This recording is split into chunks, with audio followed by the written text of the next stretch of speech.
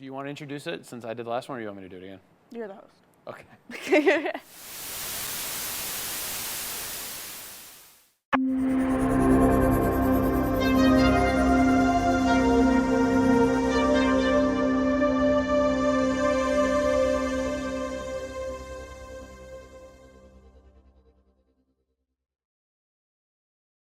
Hi, everyone. Welcome back to Extra Storage. Hi, I'm Rocco Strangio. We're back with episode 2 of the show. I'm joined with... Jaden Moore, alumni. Again. So, we're talking The Last of Us again. Yes. But we're going to be talking about Last of Us Part 2. Mm-hmm. And I think it'll be fair since the time of recording. We're a little bit more than halfway through the season. Yep. So we'll just recap the show so far, and then when the season ends, then we'll come back and talk about the rest of the season. And then we'll talk about the game up to where it is. So I feel like that's the only appropriate thing. So I should have reviewed the game before we got here. Yeah, it's funny that you say that because we actually were watching a little bit of the game yesterday. And even like over the weekend.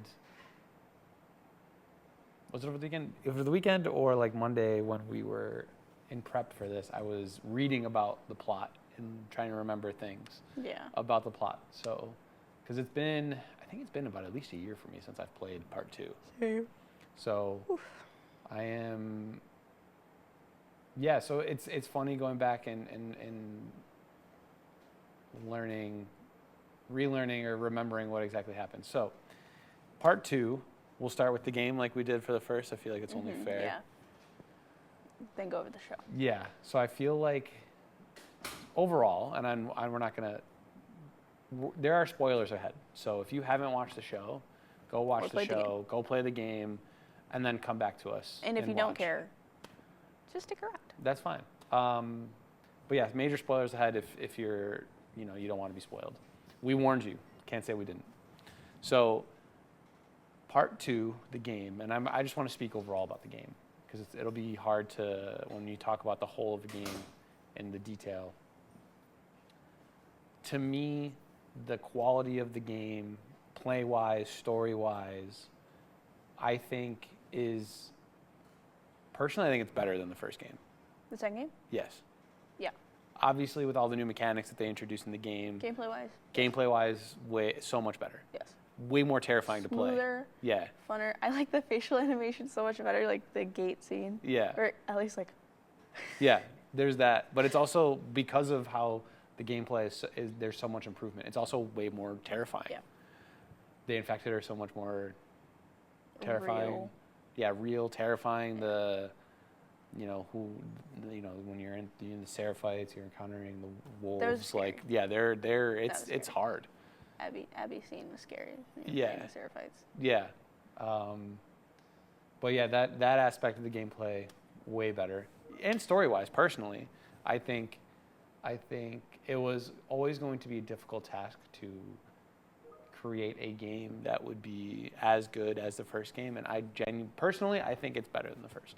In terms of the story, how they tell it, the way you go about playing the game and how the story goes. I'm a huge fan. I was playing through it the first time. I hated it. Yeah. But then as you're feeling it, but then once you complete the game, and you sit reflecting, you're like, oh, that was amazing.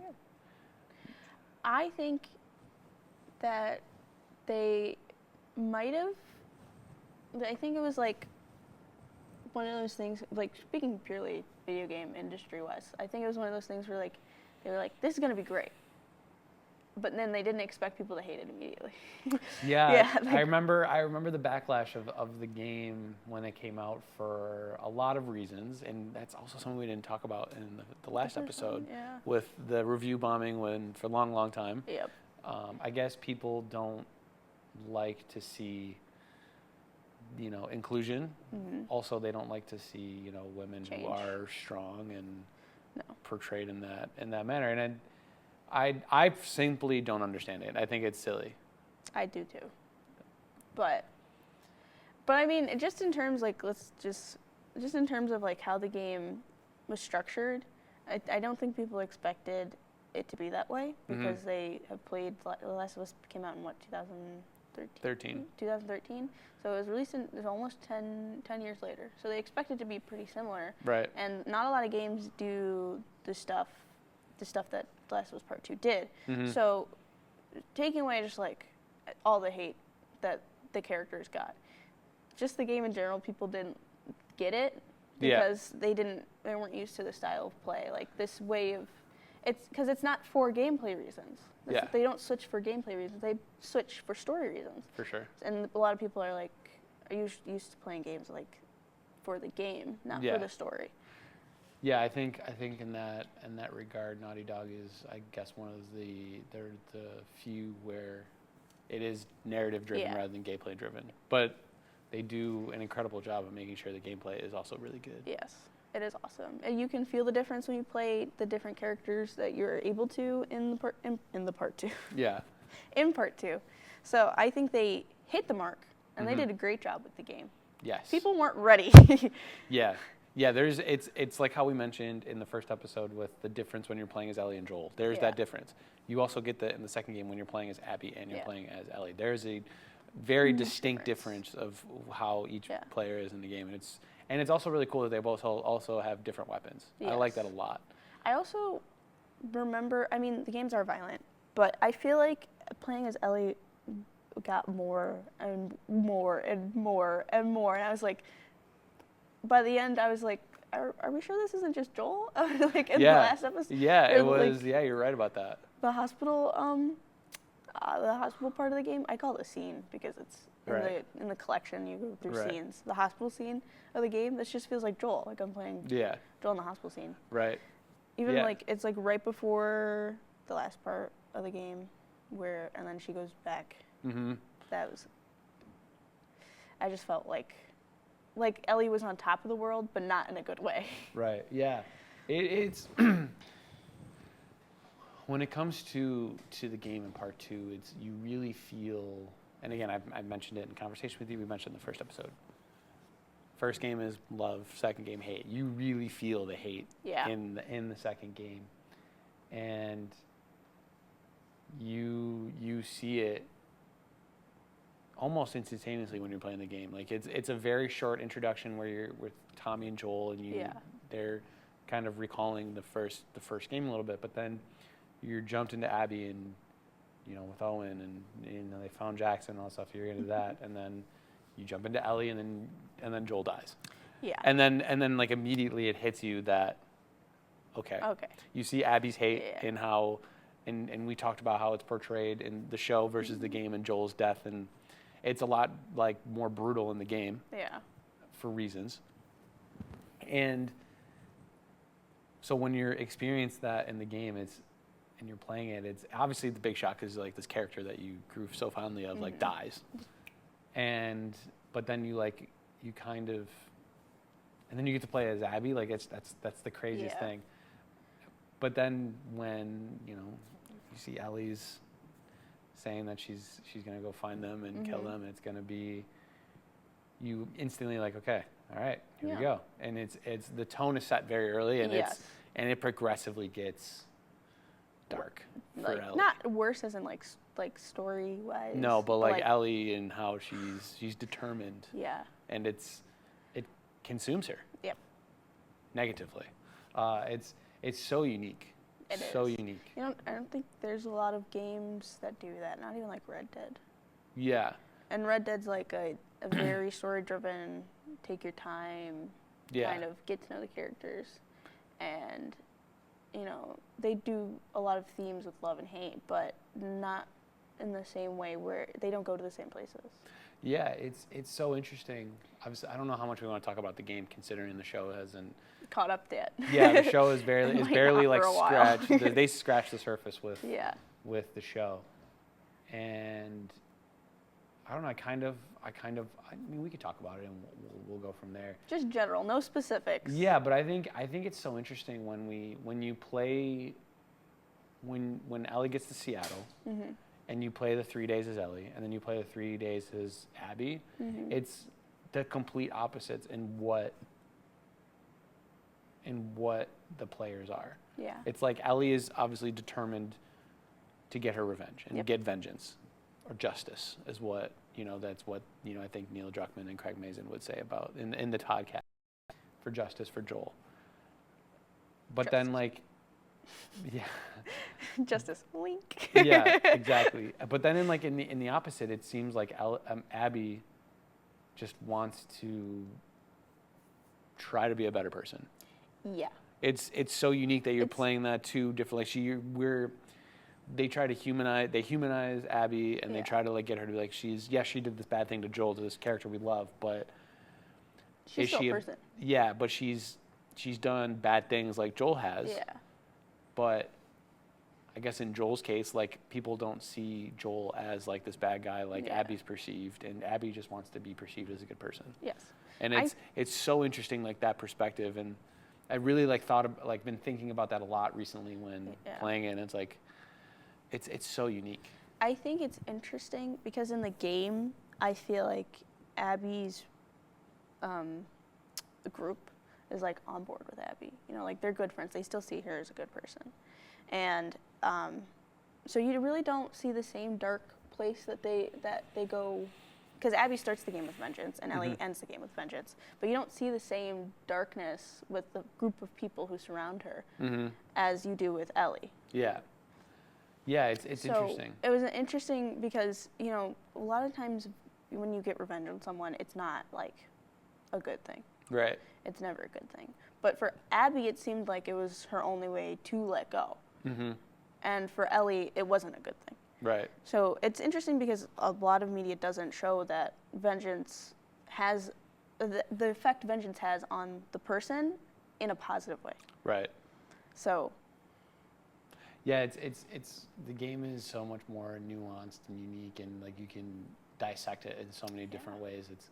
It's so and that's why to me it's so good is how you can interpret it and dissect it and explore the themes and all that stuff. It's so good that that's why we're here. That's why we're doing it. So it's good. Like it's awesome. It's good. Period. End show. Yeah, it's good. That's it. Cut. We're done. Thanks for watching. See you for episode 3. But it's interesting. I mean, if we relate the game, going to and going into the show, if we go into the show, I think so far with season 2 with 4 episodes,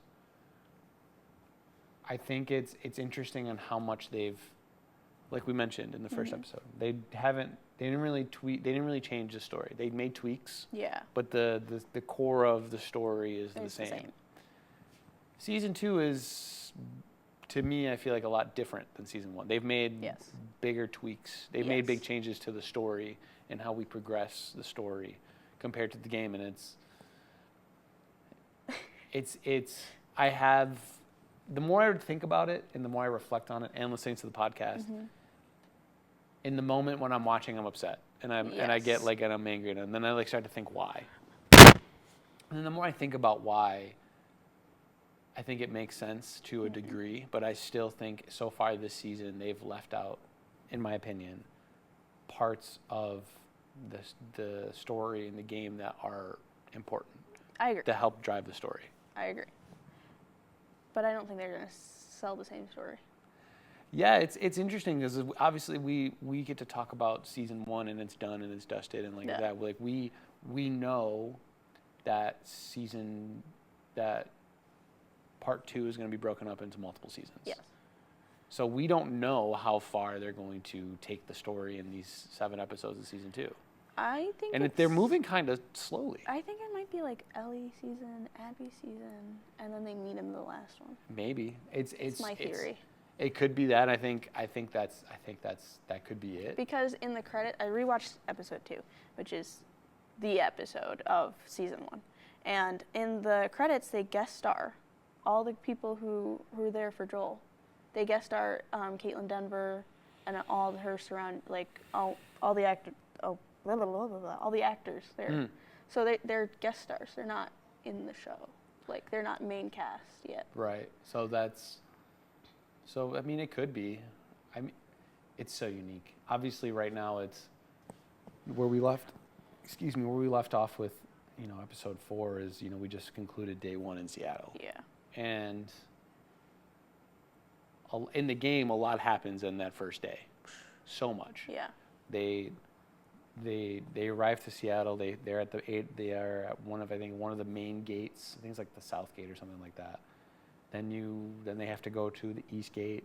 They try to get to the East Gate, can't find gas to open it, and they go to the Serafina.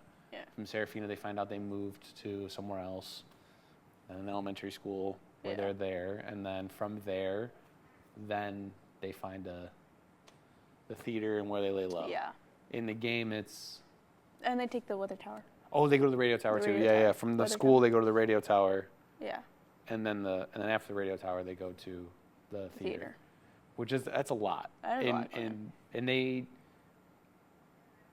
did parts of it in the in the show, which radio tower is obviously super critical because that's where I think if I'm not mistaken,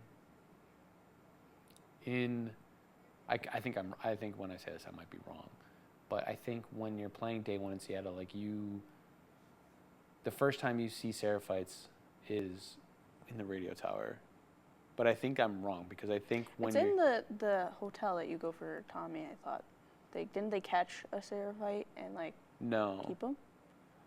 No. Oh no, it's the other way around. Tommy found WLF. Yes. And there you go. Yeah, that's an important part that we haven't even touched on yet. Yeah. But it's interesting. I really like when they talk about 1-to-1 with how the radio, they did the exact thing on the radio tower. Yeah, which crazy. Is incredible. Talk about a set design and all the details. Whoa. Amazing. Even the people who were dead. Yeah, all of those details, so good. And so the even the design of the even the design of it the still set. Looks like the game. Yeah, the game and the second floor, the set design was amazing. Yeah. So I was listening to the first podcast for the first season, and the way that they write the seasons is that they take every important thing, every cutscene or scene from the game, and then they just take out what they don't need and then cross the threads. So it's interesting because in the season, the show versus the game, they take Tommy out, that scene out completely. Yeah, I mean, I kind of understand it a little more. I liked in episode 2 of season 2 where, I mean, I didn't like it at first, but then listen to the podcast and you get a little more understanding. It's I think they mentioned it in the first episode, after the first episode released in the podcast, that the town Jackson is its own character in the season. Yes. And I think that's that's really important. Super cool. Yeah, super important. And you see that with what happens as Joel dies with the town being under attack by a horde, which obviously we don't get something like that. We don't get something like that in the game. So cool, but it was so scary. Oh, for sure. It was amazing. 10 out of 10. The way the overhead drone where they just go and then they start turning towards Jackson. I was amazing. My wife, so I knew for the most part episode 2, I know what's happening because I played the games, I understand. When we were watching episode 2, my wife was on the edge of her seat the entire episode. Yeah. And it was it's episode 4 too. But it was so interesting, seeing that perspective, because that kind of changed my opinion on on the episode, because I obviously was upset, and I think we talked about it. I was upset that it was Dina that was with Joel instead of Tommy. Yeah. And all that stuff and how that was portrayed, but having Jackson be its own character and the town is under attack while that's happening, Tommy's with Maria, the real danger of the world attacking what we thought was this town that was on what we thought safe was super intriguing. And so yeah, it was so intriguing, so interesting, and seeing that, and then the bloaters that were there. There's multiple bloaters. Seeing all of the infected there, truly, the danger of how fragile the life is there, and the amount of loss is crazy. Yeah, it was sad. Yeah. I also think it was interesting because that's the last thing Joel saw. Was the city being like just fire because you can't see much from there. Yeah, so and like then he was Ellie telling him to get up. Yeah, like that was Crazy. Yeah. That's so crazy. It's the way that episode was and how essentially everything, not just you know what's going to happen to Joel, but then everyone else is affected and all that stuff. Like I thought it was really, really well written. I thought it was really cool to see that, because obviously in the game you're focused at these characters you're playing as. You're not really so much, even throughout both games, like you don't really see hordes. No. In like you get a glimpse of hordes more in the second game with like certain things, but like it's not like you're playing Days Gone or any other games where like you're fighting hordes. Question mark? Yeah, Walking Dead with hordes, or even like Call of Duty with like their zombies mode. Like you're not. The Last of Us is not about hordes. It's about everything. Yeah, about people. And the only reason the horde exists is because Jackson is a person. Yeah, and it's so intriguing, and even the aspect of like after everything is done, and I'm pretty sure that after everything is done with, oh yes, when Abby's out in the snow and she's over this like, oh my God, that was so scary. When she's on like she sees did you see the infected out of the snow? You just but then see a hand. Yeah, and it twitch, and then you just see the ground sink, and then you just see people coming out. Like that is genuinely terrifying. Horrifying. Yeah, and that horde coming out of that is just unbelievable. Like that is really good writing, and the way they had it portrayed in the thing was really well done. Yeah. So that aspect, I guess, is okay with the change in the game, because it really makes people care more about, we talked about it. It's about the people. Yeah. And you definitely feel the loss of like a community. Yeah. And you want, and in a way, like you want Jackson to succeed and not face those dangers, but which goes perfectly into the third episode. Yeah, and then the way episode 3 starts off with was heartbreaking. Yeah. Awful. Give Sarah my love. That's awful. Awful. It's beautiful, but it's so sad. I wanted to cry. I was tearing up. So personally, I think I touched on it in episode 1. Becoming a dad and then playing through the game and watching the show has added another layer to this, experiencing the game and the show. So like I'm playing, I think I told you I'm playing Last of Us again, part 1. Excuse me. I'm playing the game again. And, Sarah's death in the beginning, like, hurts more now being a dad. Yeah. Watching, the beginning of season 3 where you have that moment with Tommy and he says to Joel's body, give Sarah my love, like that just hit way harder than like. If I wasn't a dad. Yeah, if I wasn't a parent, like that hit hard. And it's yeah, just being a parent and then experiencing this all, there's another layer to it where like it hits deeper. Yeah. I don't know, it's hard to explain, but I get it. Right. In the way that I can't fully understand, but like you understand. I understand what you're trying to do. Yeah. It's so interesting and so cool, and I think again why this show is so good. Yes. It's just how many ways it can affect you. It's like an onion. It has layers. Ogres have layers. Onions have layers. Okay, we're getting too sidetracked. There should be a Shrek game. There should. Maybe there is. There probably is. But like, is it a good one? Probably. It was like the PS1, PS2 era. It was like the goated era of gaming. Okay. That's true. But even episode 3 of the second season has been really unique. The whole thing has been way more unique, obviously, where we see season 3 is essentially, Ellie getting out of the hospital and then determining if she wants to leave and go after Joel, which is interesting in the game. In the game, Joel dies and then like they leave shortly after, like a day or two after. Yeah, even though Ellie is definitely concussed. Because Yeah. in the game, she gets kicked in the head by Manny. I'm pretty sure she gets kicked in the head. In the head or out. something, or like Definitely something happens. concussed. Yeah, hurt. You shouldn't be going out as soon as Shouldn't have left. Right. But it's interesting in the show how they tweaked it a little bit, where like it seems like she broke a rib, punctured a lung or whatever, and she's in the hospital for 3 months. Yep. So that's. I don't know how to feel about that.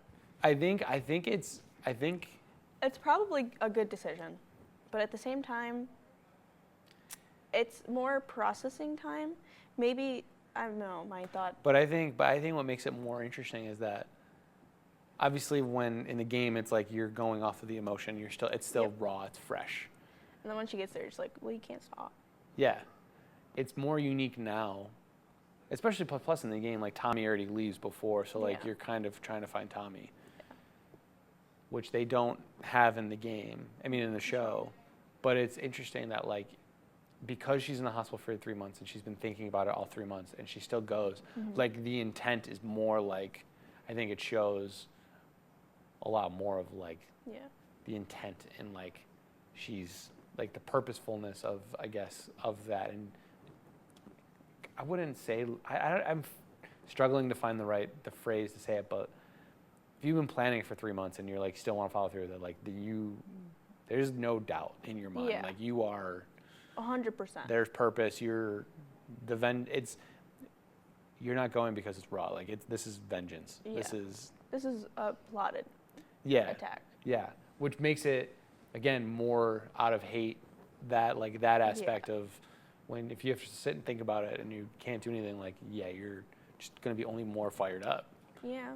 So it makes it more unique in that aspect. And then, having the council and, agreeing to send people, that was very unique. Mm-hmm. Again, because Jackson is a character. Because, Joel was not the only one that died in the episode. There was a bunch of other loss.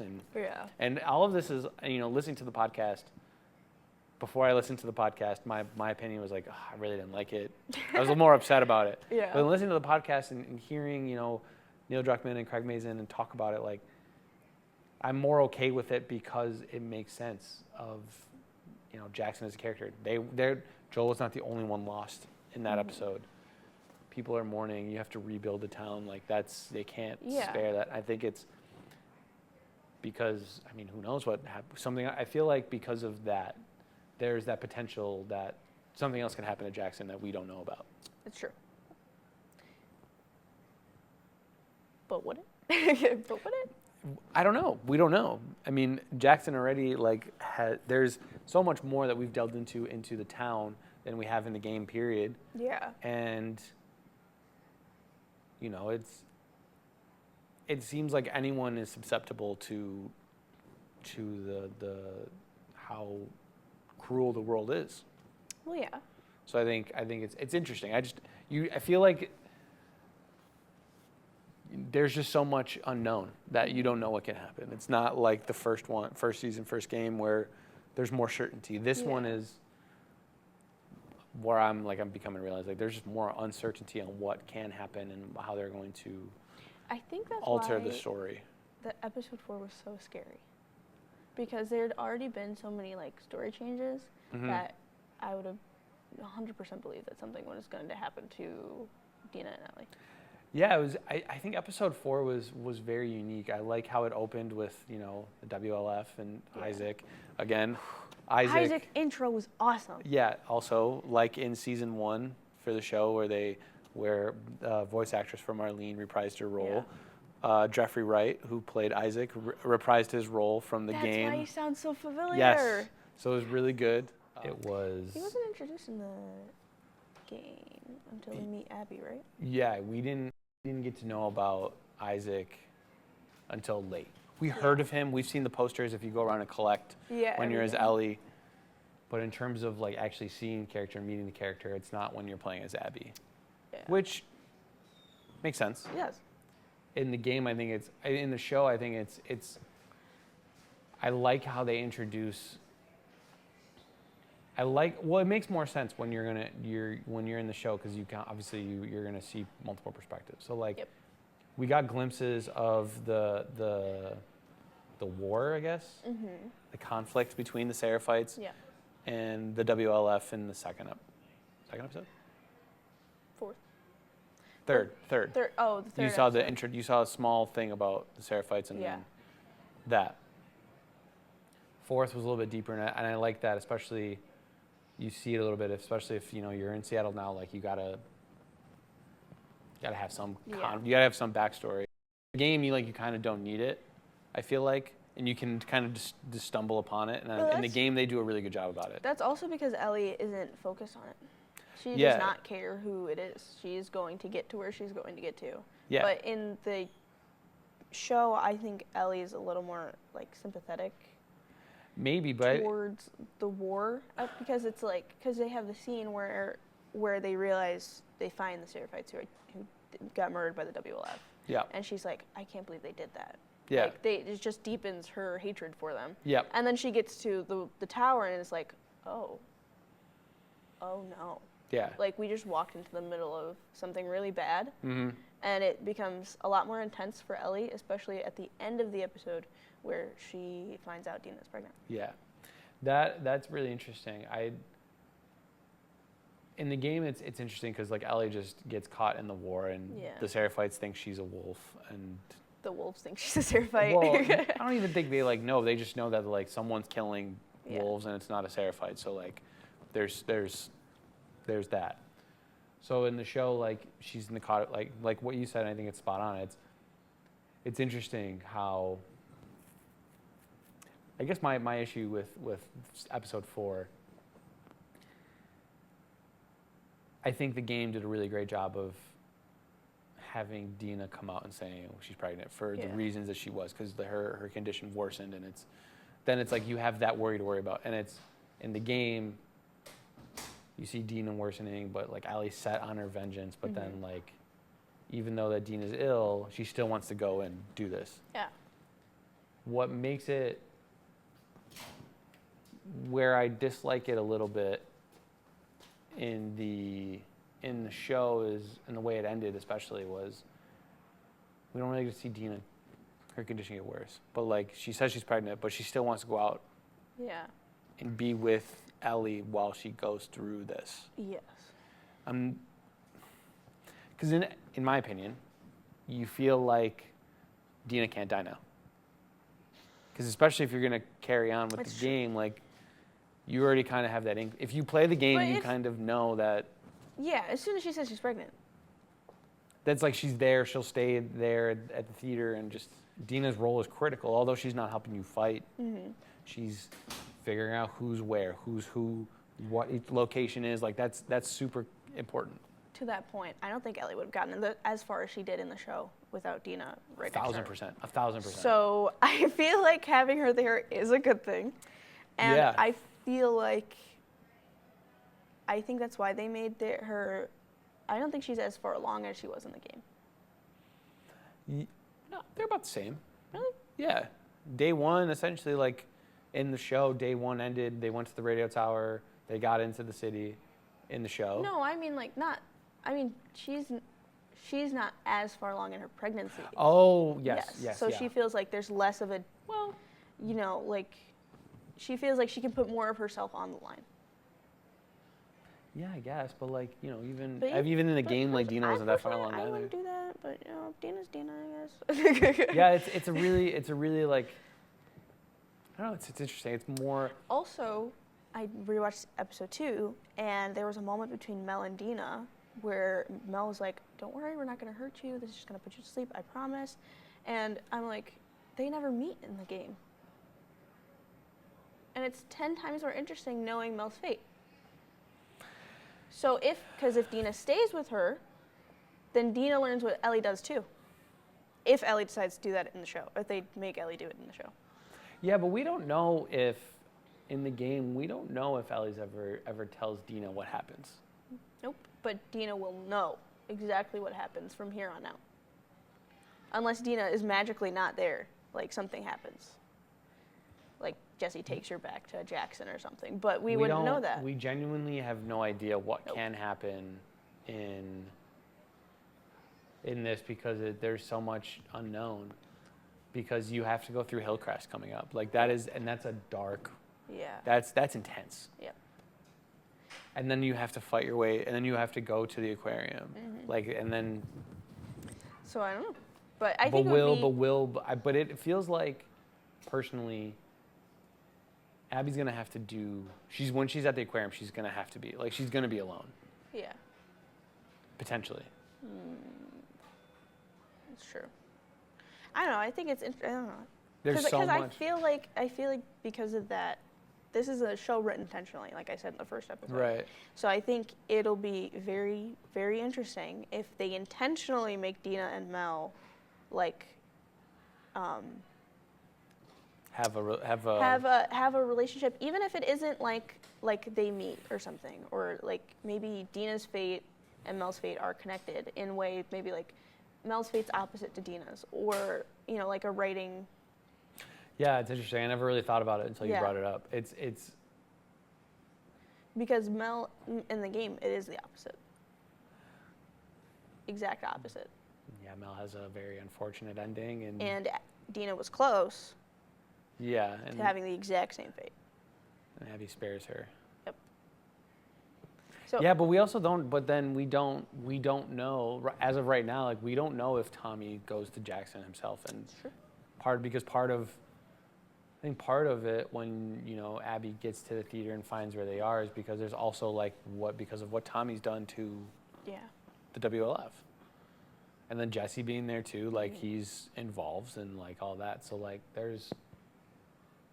there's just so much unknown, and it's all speculation what we're doing, and it's more fun now when we. And then when we get there, we're gonna be like. Well, even we talk about season 1 and all that stuff, but it would have been fun if we were doing this last year as the show was coming out. Oh, well, what are they gonna do in the game? What are they gonna do in the show? Different in the game. Yeah, what are they gonna do differently? Here, it's we have genuinely no idea because they've changed a lot of details. Yes. So I think I would like it that way though. I would really love to see something happen between Dina and Mel, because they're connected in the game, writing wise, but they never meet, which is so interesting. I think it's so I never thought about it like that until you brought it up. I think it's really interesting. What else, if there's anything else for you,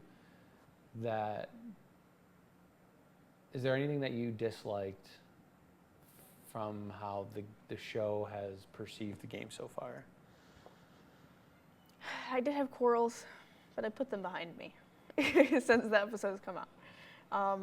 Personally, I felt maybe I rewatched the second episode again because that episode I think I watched and there was a lot of stuff going around me, so it's always good to watch something twice. Mm-hmm. And I think it was easier for me to put myself into the episode.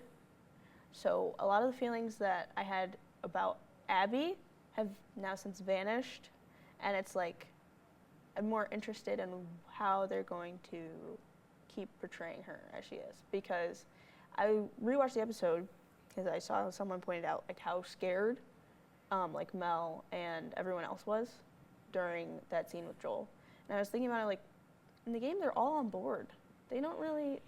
They're Owen's enough, we have to go, but that's because they have to leave, not because they want her to stop, but Mel's a little bit more can we go? This is uncomfortable for me, but that's because Mel is a doctor and a nurse and doesn't like seeing people hurt. Right. And that's part of her character.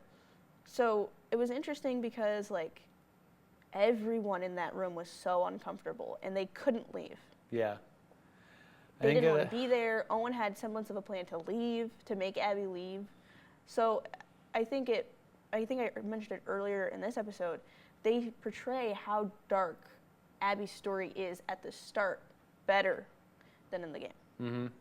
Yeah, I like how they had the dream sequence for Abby in the episode where you have that inner fight with her inner self. I don't know you is a crazy line to say to yourself. Yeah, crazy. And then saying why are you gonna go in there? His blood, and you don't want to go in there. His brains are on the floor. She's I don't know you. Yeah, that's. It's fine. Yeah, that's. Naive, innocence. My dad has to be and okay. And shows how much what Joel did has affected Abby to that extent. And obviously you get to see that a little bit with Abby and how it's portrayed in the game, but it's much earlier. It's a lot it's a lot earlier. sooner, and I think it's really cool. Yeah, I don't know. I've that part I liked it because I go back and forth like in the game because I feel like in the game all the characters wanted to go, and like the majority of them are like glad that Joel dies. Yeah.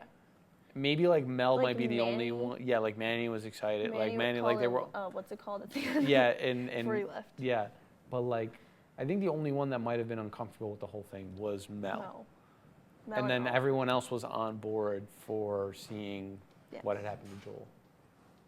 So I think it's because so intriguing because even and how they like, portrayed it. Because they see what Joel did to Abby, so it's like what, and then they see Jackson and how it's a community, and it's like they have like full power lines. Like now they're thinking not only are we here to kill Joel, but now there's going to be people after us because that's where he lives. Yeah, I mean you kind of you know have that a little bit in the game where like they do it and they want to leave quickly and like because they're going to find him eventually. Yeah.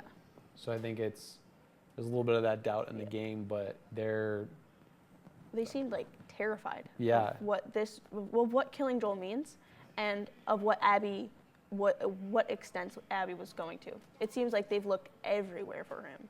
Like they've been on the road for months at this point. Yeah. And they're tired, they're scared.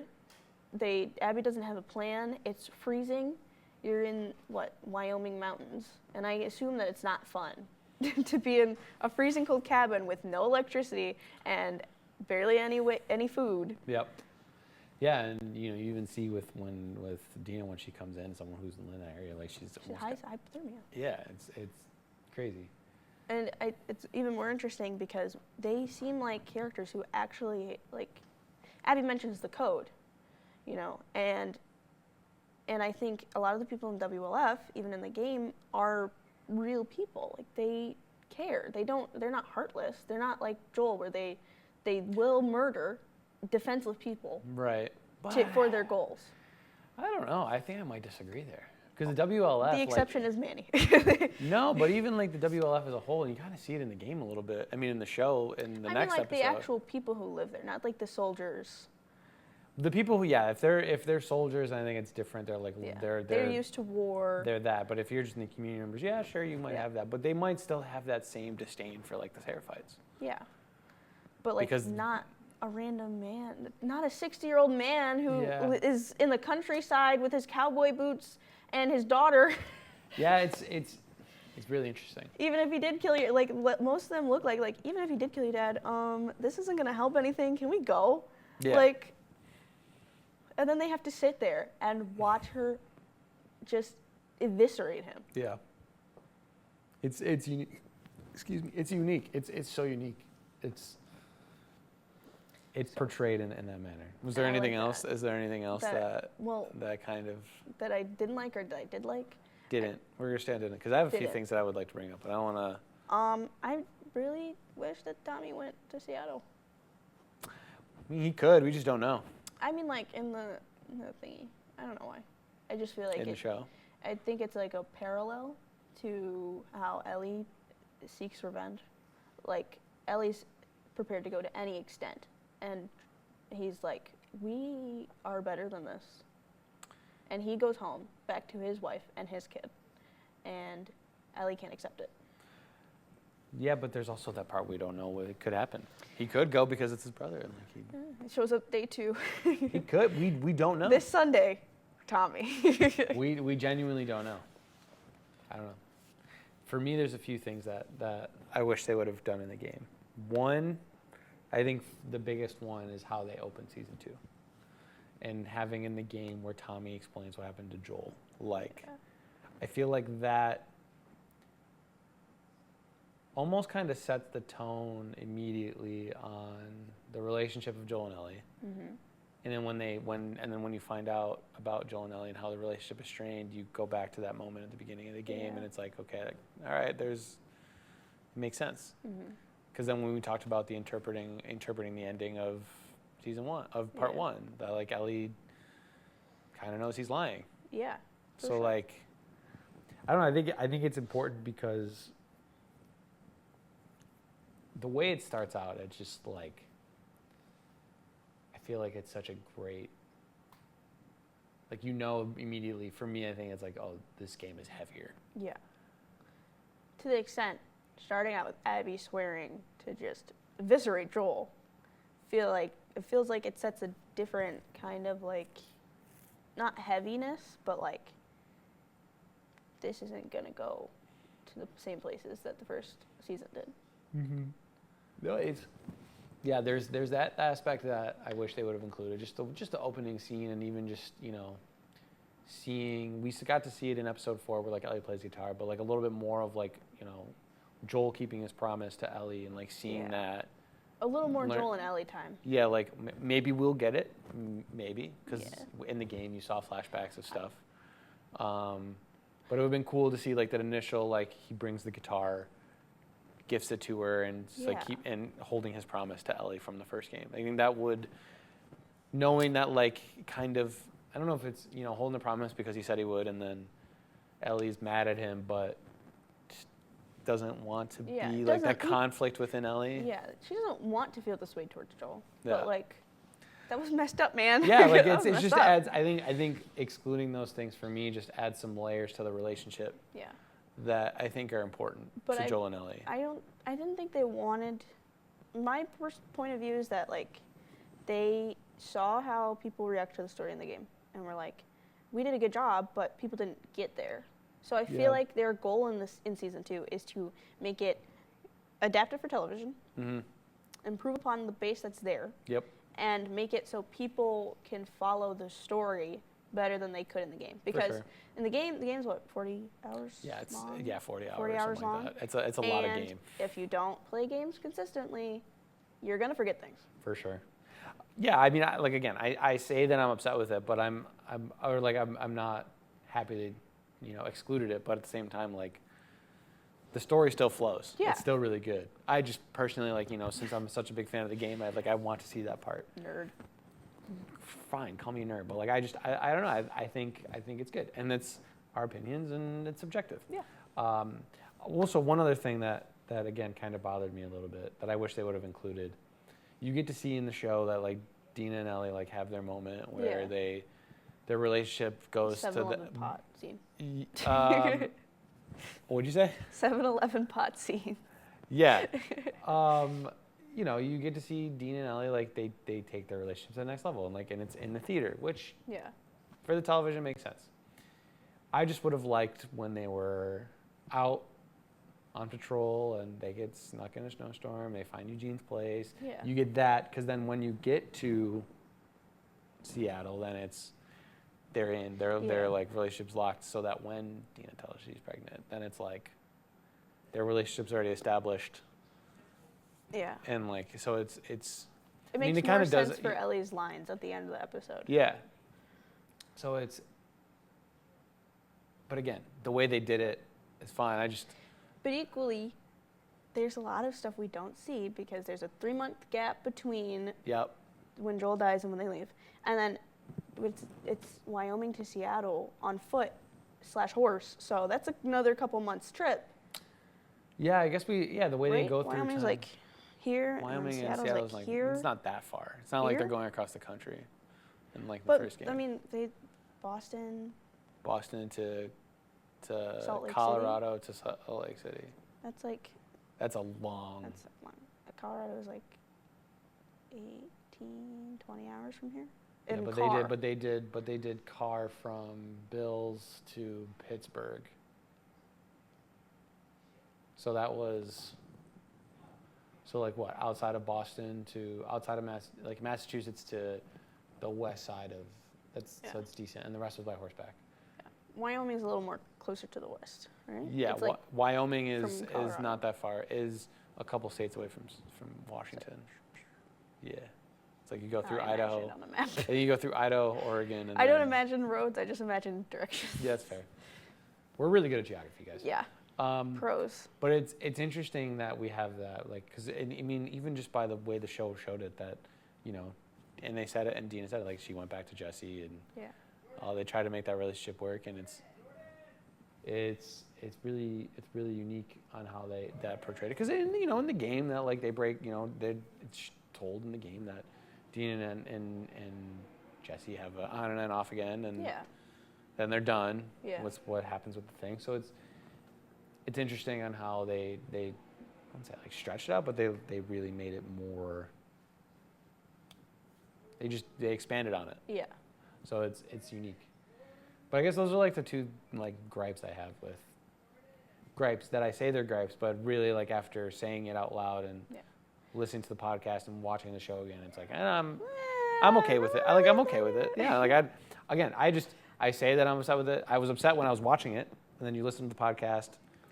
Watch the episode again. Yeah, and you watch it, and then and then you sit and think about it, and you're like, yeah, okay, I'm okay with it. It's just in the moment, it's just like, why would you do this? Yeah, exactly.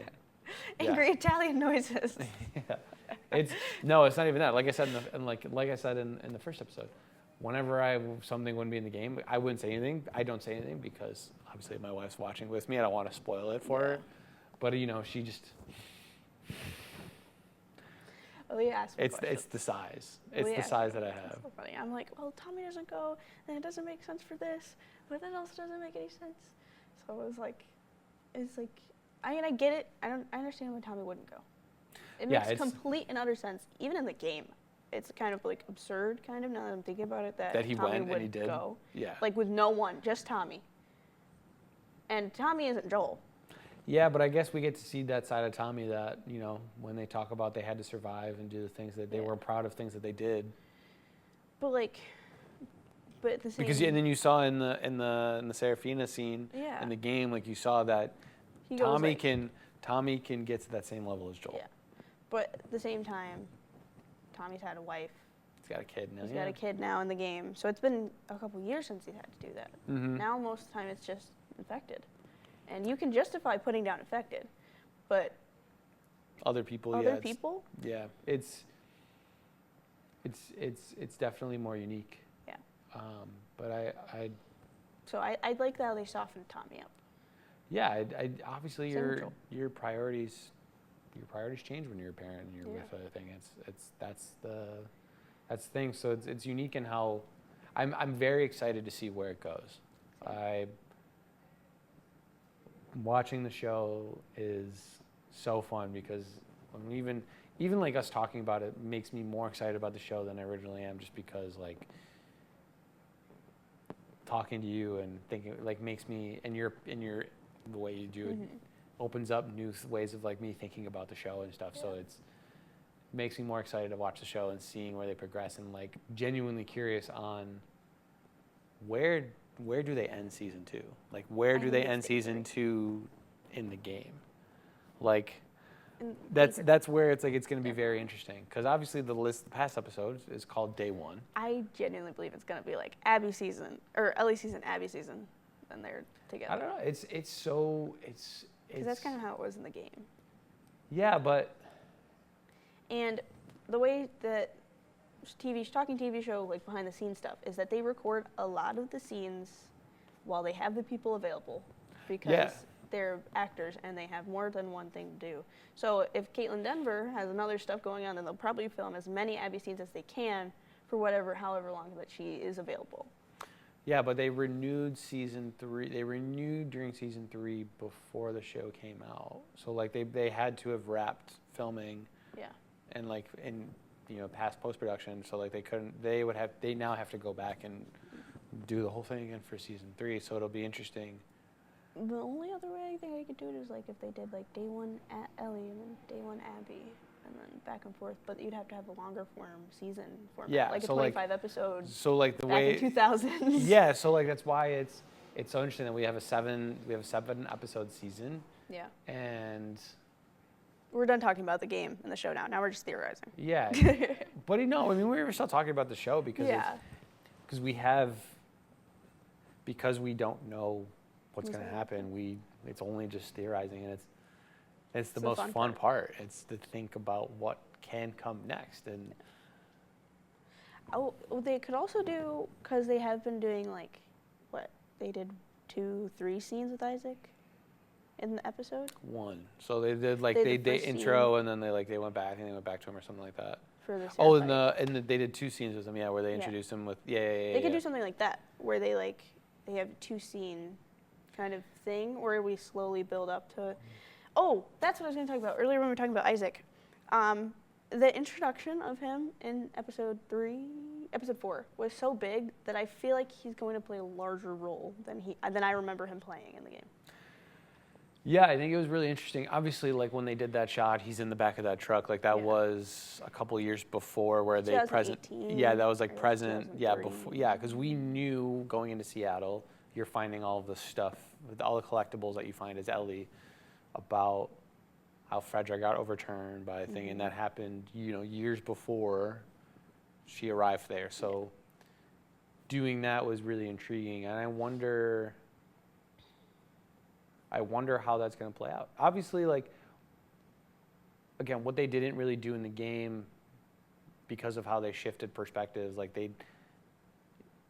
you're not going to see so much about like the WLF and what's happening to them currently with, their war and the Seraphites until you're playing as Abby and like you're in it because she's a part of it. Yeah. Like it makes sense that you're finding out about the conflict between them as Ellie's in there because it's all happening at the same time. Yeah. So that's also something I don't think they executed very well in the game. But you know what though, it makes sense that to me in the game that they kept it separate because like if you're Ellie, you don't care about that. You stumble upon being in this conflict and like now there's more obstacles, barriers. There's more danger. It's more dangerous for you now. More people to kill. Yeah, like it's a lot Seraphites, more. WLF. The stakes are higher. It's more dangerous for her to be in Seattle now because she's in this war, caught in this war. She doesn't care, like, and that's fine. But in the show, and like it's. I think it what's it called? Speaks to where Ellie is gonna go because she finds out their war and she's like, whatevs.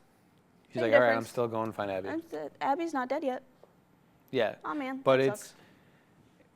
Because I don't think she fully sees and like encounters, Seraphites until I think day 2 when she's going through and she has to fight through them and then she's like, well, they attacked me because they thought I was a wolf, so now I have to attack them. I'm scared for Dina. It'll be so. She had so many close calls in episode 4 that I'm genuinely terrified. Yeah, I mean they both did, so. And it's hard to know where they'll go from here. Please, let her be okay. Yeah, it'll be really, excuse me, it'll be really interesting to see where it goes. And I genuinely don't know where this is gonna go. It feels like we might. I don't know. I don't know. It's hard to guess where we can go. I think it's fun to guess. Oh, for sure. Because most times I'm right. I'll be like, we watch the episodes, me and Aaliyah, and I'd be like, okay, now there's a zombie on screen. And then boom, zombie on screen. Like the stalker scene, I was like, they're right behind her, isn't she? And then she checks the scene and I'm like, not that kind of behind her. Behind her. And then the stalker goes, and then he screams and shows up, and I'm like, I knew it! Yeah. Even that, we even missed talking about that. Like the introduction in the show of the stalkers was so cool. Yeah. So cool. I like how they did it. It was genuinely terrifying. Yeah, I was scared. Obviously, like in the game, when you encounter stalkers, like they'll be hiding and they'll attack you, but like they won't. The way they portrayed it in the game made it, in the show, more terrifying. Yeah. Like an actual thinking. Yeah. Like you like. The way it seems like in the game, the way the stalkers are portrayed, it's like more like they're kind of scared. But like you don't really get to see them thinking like they did in the show. In the DLC Left Behind, I think it looks more like they're scared. In the actual game, there's a scene where you're going through an office building as Ellie, and I think she's alone. There's no Dina. Oh, where she's going to like the conference and it's like that. Yeah, that is my horrifying. That's the worst for me personally playing the game. That's the worst. The part of the game I hate the most. I just attracted them with sound and then burned them alive because I was terrified. Oh no, usually so by then, I think before you go into that building, like you have to fight through some WLF. Yeah.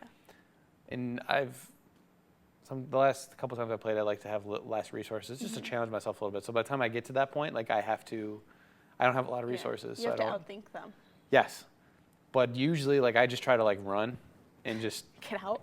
I That's just what try did. to I just try to like run and get out as fast as I can. Is it? I'm not trying to like shoot it. I'm not trying to waste ammo. I'm What not trying is to waste it? resources. I'm just trying to bolt through it. Yeah, they. I don't remember. I would I'd rather do the Rat King than over and over again. I would rather face the Rat King than do go the to that stalkers. than do stalkers. God, they're so scary because they're.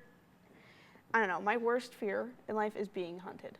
I don't know why. Yeah, but that's it's just terrifying. like it's horrifying. So like, I'm literally facing my worst fear, and and they just like attack you, and then they're like, I'm out, and I'm like, where did it go? It was just around this corner, and I Yeah. can't hear anything. Yeah, then you never know, and then you never know how many there are, because my like when you even try to listen for them, they don't pop up. Like Yeah. it's just I kill one, I'd be like, okay, that's maybe two. And then I'd be like, okay, that's it. And then like a third one would show up, I'd be like, oh, okay, that's it. Because there's only usually like 3 or 4 yeah, and there's like 6. infected. And then I'm like, why are there so many? Oh my God. Yeah, I hope that's something they touch on in the show. Because they've recreated a lot of gameplay moments in the show, like the listening mode, where Dina like counts how many infected there are. That was funny. And they recreated the, what's it called? The subway scene, like almost. that was exact. really good. Obviously, in the subway scene, like you don't get that giant horde until like I think you're leaving the subway. But Only thing that would have made it better is like one clicker showed up first, and then Ellie like threw a bottle at the WLF. yeah, they and didn't then they really, like mobbed them. That even was like the only even thing that would season made it 1 we better. even mentioned on it, like they didn't use bottles or bricks No. in the first season of the show. Like That's the they- only the way it would have game. been better. yeah, like My you use it personal to opinion. distract them or like I mean, I feel like that could be like, especially when they introduced clickers in season 1. Obviously, we didn't touch upon it in the first episode, but in season 1, it would have been really interesting to See Joel like chuck something. chuck a bottle and to then be like distract them. yeah. It's so intriguing. But it still is really, really It's- good. It's good. It's terrifying. They find ways to, even though you kind of know what's happening, they still like. Surprise you. There's so much uncertainty. They like, okay, so here's the rug. All right, you like this rug? Good. And then they sweep it underneath your feet, and they're like, oh, but there is another rug. Yeah. Oh, okay, you ready? Oh, am I gonna take this one? Yeah. I don't know.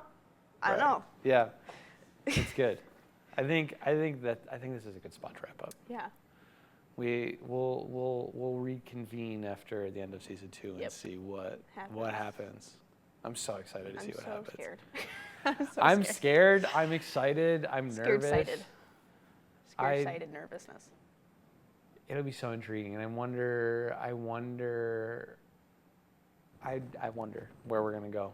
There's so many ways it can go. I have one more question. Okay. Is there anything you hope that they change or that happens in the show? Like, I hope that Mel and Dina get screen time together again. But, like, or, like, that Dina sees what Ellie does in day 3. That's a really good question. I'm just too good. I guess what I would hope to see is the kind of I'm excited for Lev. Lev and Yara would Too. be cool. I think I'm curious to see when we start to see more of if Ellie continues along the path to get to Abby, if we see the same effect it has on her in the game than it does in the show. Yeah. To see like the trauma and it takes on her, because I think it's the end of day 2 or day 3 and you see like you see her shaking, you see the bruises, you see how like she's progressively what gets worse. yeah, like I'm curious to like what extent are they going to go to the same extent in the game and do that, because that is so important. I also, just to go back, not to extend anything, but like I think it's interesting because they show themes of revenge, but they also show themes of forgiveness. So it's like, how far are you going to push this revenge until Ellie can accept that he's gone and forgive Abby? You know, because it gets real bad in the game. Yeah, Real and bad. I wonder. I mean, I feel like you kind of have to get to that. You have to like go to the lengths what they did in the game to accomplish it. But I don't know if they will. I don't know. It'll I be hope they interesting. I don't know. I guess we'll find out when season 2 ends and we reconvene. And maybe we have more answers than questions right now. Or maybe when season 2 ends, we'll have more questions than answers. And we'll just theorize even more on what could potentially happen in season 3. Season 2 ends. We come back, and they're like, "Oh, but there's gonna be season 3," and then we just sit here in silence for an hour. Well, we know. Well, we know it's already been announced that season 3 is happening, so we know. But we know then it'll be, well, what's gonna happen in season 3? Yeah. But we'll know. We'll have some more answers. Insight. It'll be intriguing. I'm excited. These next 3 weeks, I'm gonna be. Every Sunday is gonna drag. to get to Sunday is gonna drag. So I'm that gonna watch the episode and be like, "Oh, that was good," and then go home and be like, and just watch the episode again. Yeah, it'll be interesting. I'm gonna definitely have to rewatch a few times and really. 2 centimeters away from my monitor. Yeah, I mean, I'm not gonna do that, but you can do that. It'll be fun. I don't know. Let us know what you guys think in the comments below. We're gonna leave it where we are. I like where we're leaving it. That was episode 2 of Extra Storage. Thank you again for joining me. Thank you all for tuning in. Let us know your thoughts about season 2 so far in the comments below, and let us know what you guys think. What you think can happen. What do you want to see happen? And we'll reconvene after the season 2 and go from there. Yeah. And stay tuned for more episodes of Extra Storage, and we'll see you in the next one. Bye. See ya.